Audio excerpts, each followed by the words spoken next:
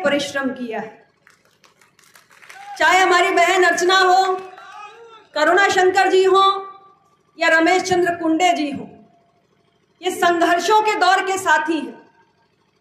आज अपना दल ने इतने वर्षों की यात्रा जो तय की है उसमें तमाम चुनौतियों और झंझावतों का सामना किया है, और ऐसे ही हमारे ये नींव के पत्थर हैं जिनके कारण अपना दल की एक बुलंद इमारत आज आप सबको नजर आ रही है। आज जो अपना दल आप अपनी आंखों के सामने देख रहे हैं वो उत्तर प्रदेश की तीसरी सबसे बड़ी पार्टी है। आज जो अपना दल आप अपनी आंखों के सामने देख रहे हैं, उत्तर प्रदेश की विधानसभा में उसके अपने 13 विधायक हैं। आज मैं आपके सामने खड़ी होकर अपना दल के बारे में बता रही हूं, मैं संसद में अपना दल का प्रतिनिधित्व कर रही हूं। लेकिन चाहे मैं हूं, चाहे अनुप्रिया पटेल हो, चाहे ये हमारे माननीय विधायक गण हो, ये सब आज अगर उत्तर प्रदेश की विधानसभा से लेकर देश की संसद तक पहुंचे हैं तो इसके पीछे हमारा हर वो नींव का पत्थर है जो कभी करुणा शंकर पटेल के रूप में संघर्ष करता आया है, कभी रमेश चंद्र कुंडे के रूप में संघर्ष करता आया है, तो कभी बहन अर्चना के रूप में संघर्ष करता आया है। और ये सारे हमारे पुराने साथी जो हम मंच पर दिख रहे हैं, माननीय जवाहरलाल पटेल जी, ये भी पिछड़ा वर्ग आयोग के सदस्य रह चुके हैं। इनके बारे में मैं बताना चाहती हूं, पार्टी का गठन जिस दौर से हुआ उस दौर से अपना दल का झंडा थामे घूम रहे हैं। जवानी से बुढ़ापा आ गया, अपना दल का झंडा कोई इनके हाथों से छीन नहीं सका। और ये ऐसे साथी हैं, जब 1999 में पीडी टंडन पार्क इलाहाबाद में लाठीचार्ज हुआ था, पुलिस ने बर्बरता से अपना दल के राष्ट्रीय अध्यक्ष और कार्यकर्ताओं पर लाठी और गोली बरसाई थी। उस समय जवाहरलाल पटेल ने अपने पेट पे गोली खाने का काम किया था। आज हम सब जो सदन में पहुंचे हैं, आज हम सब जो फक्र से कहते हैं कि हमारी पार्टी अपना दल उत्तर प्रदेश की तीसरी सबसे बड़ी पार्टी है, ये ऐसे ही लोगों की कर्मठता, त्याग और तपस्या की देन है। और इसलिए मैं पूरे गर्व के साथ कहती हूं कि मेरा अपना दल सबसे अलग है। मेरा अपना दल सबसे अलग है। यहां बिना कुछ पाने की अपेक्षा के लिए अपना सब कुछ कुर्बान कर देने वाले कार्यकर्ता और पदाधिकारियों ने मिलकर इस अपना दल को खड़ा किया। यह अपना दल एक विचार है।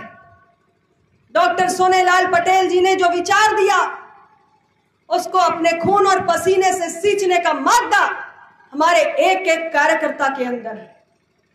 और डॉक्टर सोनेलाल पटेल ने स्वयं पूरा जीवन संघर्ष किया, किसी पद पर नहीं पहुंचे, लेकिन अपने सिद्धांत, अपने आदर्श, अपनी विचारधारा से कभी कोई समझौता नहीं किया। और इसलिए आज का ये अपना दल हम सबको देखने को मिल रहा है। और हम सब ने ये संकल्प लिया है कि हमारे जैसा एक एक कार्यकर्ता डॉक्टर साहब के बताए हुए रास्ते पर चलकर इस पार्टी को और दिनों दिन मजबूत करने का काम करेगा। और इस जनपद के जो मेरे बुजुर्ग, माताएं, बहनें, नौजवान साथी यहाँ बैठे हुए, आप सबको भी मैं धन्यवाद देना चाहती हूँ। उस जनपद ने अपना दल को बहुत मजबूती दी है। अभी मंच पर मेरे एक साथी आए, लाला कुरैशी जी, हमारे के साहब ने बोला कि ये तो कहीं चले गए थे, ये तो किसी और पार्टी से आ रहे हैं। तो मैंने उनसे कहा ये किसी पार्टी के नहीं है, ये सिर्फ और सिर्फ अपना दल के हैं। 2012 में जब अनुप्रिया पटेल ने चुनाव लड़ा था, उस वक्त लाला कुरैशी ने भी चुनाव लड़ा था। ये सब पुराने साथी हैं और ऐसे ही पुराने साथी हमारी ताकत है। और आप सबका स्नेह, आप सबका आशीर्वाद, चाहे चायल हो, चाहे सिराथू हो, चाहे मंझनपुर हो, अपना दल ने कई बार, हमारे भाई नागेंद्र जी पिछली बार चुनाव लड़े, आप सबने इन्हें भरपूर अपना स्नेह और आशीर्वाद दिया। थोड़ी सी चूक रह गई थी, लेकिन आप सबके प्यार और स्नेह में कभी कोई कमी आई नहीं इतने वर्षों में। आज मेरे पास ये मौका है कि मैं आप सबको धन्यवाद दे सकूं और आपसे ये निवेदन भी कर सकूं कि अपना दल के लिए, आपके अपना दल के लिए, अपने इस अपना दल के लिए इस स्नेह को हमेशा बनाए रखिएगा। अपना दल अंतिम पायदान पर खड़े हुए लोगों की लड़ाई लड़ने का काम करता है। डॉक्टर साहब ने जीवन भर जिसकी कोई सुध नहीं लेता, जिसकी कुछ को कोई पूछने वाला नहीं है, उसके हक के लिए आवाज उठाने का काम किया है। और पहले जब संघर्षों का दौर था तो हम केवल सड़क पर आवाज उठा सकते थे, लेकिन आज आप सबके आशीर्वाद से, आप सबके साथ से हम उत्तर प्रदेश की विधानसभा से लेकर देश की संसद तक पिछड़े, दबे, कुचले, वंचित की आवाज उठाने का काम करते हैं। किसी बार मौके पर उठाकर देख लीजिए, जब भी दबे कुचले वंचों के हक अधिकार से जुड़ा हुआ कोई भी मामला आया है, अगर सबसे पहले किसी ने आवाज उठाने का काम किया है तो अपना दल ने किया। डॉक्टर सोनेलाल पटेल जी हमेशा कहते थे कि हम सत्ता परिवर्तन के लिए ही नहीं, हम व्यवस्था परिवर्तन के लिए लड़ रहे हैं। और जब हम व्यवस्था परिवर्तन की बात करते हैं तो हम लोकतंत्र के हर स्तंभ में दबे कुचले वंचित वर्ग की भागीदारी की बात करते हैं। लोकतंत्र का स्तंभ अगर हमारी विधायिका है तो हमारी न्यायपालिका भी है, हमारी कार्यपालिका भी है, और यहां तक कि जिसे हम लोकतंत्र का चौथा स्तंभ कहते हैं, जो मेरी आंखों के सामने खड़े हैं मेरे मीडिया के साथी, वो मीडिया भी है।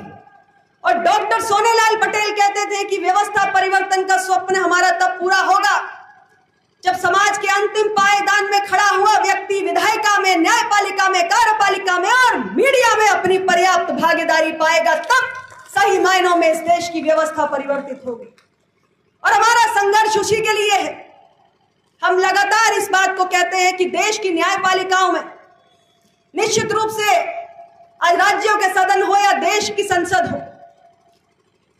उसमें जरूर हमारे दबे कुचले वर्ग के लोग पहुंचे हैं, लेकिन आज भी अगर आप न्यायपालिका पर नजर डालिए, जो लोकतंत्र का एक बहुत मजबूत स्तंभ है, हमारे देश की उच्च न्यायालय में, हमारे देश के सर्वोच्च न्यायालय में आपको दबे कुचले वंचित वर्ग के लोग नहीं दिखाई पड़ेंगे। और भारत जैसे लोकतंत्र में, दुनिया का सबसे बड़ा लोकतंत्र है, वाइब्रेंट डेमोक्रेसी कहा जाता है, और लोकतंत्र का इतना मजबूत स्तंभ, और कहीं कोई न्यायाधीश ना दलित है, ना पिछड़ा है, ना आदिवासी है। क्या ये सोचने का विषय नहीं है मेरे साथियों? बताइए, क्या दबे कुचले वंचित वर्गों को देश की न्यायपालिकाओं में, हाई कोर्ट में, सुप्रीम कोर्ट में बैठने का अधिकार नहीं है? अपना दल इसी सोच को आगे बढ़ाने का काम करता है कि अगर सही मायनों में हमें लोकतंत्र को फलते फूलते देखना है तो लोकतंत्र के हर स्तंभ में समाज के हर वर्ग की भागीदारी होनी चाहिए, और खास तौर से उनकी जो आजादी के बाद से लेकर आज तक इतने वर्षों में केवल अंतिम पायदान पर जीने के लिए मजबूर है। जब हम उनको मजबूत करेंगे तब सही मायनों में यह देश मजबूत होगा। इस सोच के साथ अपना दल काम करता है। हमारे देश का जो मीडिया है, जो चौथा स्तंभ है, अभी हमारी संसद का बजट सत्र का पहला चरण खत्म हुआ 13 तारीख को। मैंने ये बात संसद में भी कही कि हमारे देश का ऐसा कोई मीडिया हाउस नहीं है जहां पर हमारे वंचित, दबे, कुचले, पिछड़े, दलित, कमजोर लोगों की भागीदारी हो। आखिर हमारे मीडिया में कमजोर वर्ग के लोग क्यों नहीं होने चाहिए? मीडिया देश का चौथा लोकतंत्र का स्तंभ है। क्यों नहीं हम इस दृष्टि से देश के रचना की, देश के निर्माण की कल्पना करते हैं और उस पर आगे बढ़ते हैं? अपना दल इस सोच के साथ आगे बढ़ता है कि हमें दबे कुचले वंचित वर्ग को हर तरीके से आगे बढ़ाने की जरूरत है, और ये ऐसे स्तंभ हैं जहां उनके प्रतिनिधित्व और उनकी भागीदारी से देश को मजबूती मिलने जा रही है।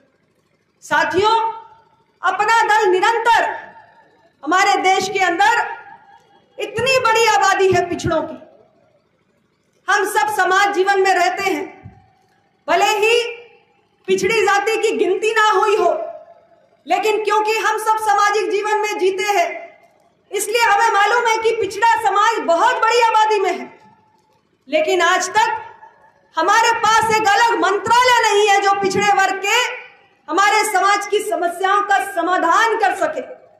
अपना दल निरंतर एक अलग पिछड़ा वर्ग मंत्रालय के गठन की बात करता है, और इन्हीं विषयों को लेकर हम लगातार संघर्ष कर रहे हैं, लगातार। लेकिन लोकतंत्र में आपकी आवाज उतनी मजबूत होगी जितने आपके जीते हुए चुने हुए जनप्रतिनिधि होंगे। इसलिए आज हम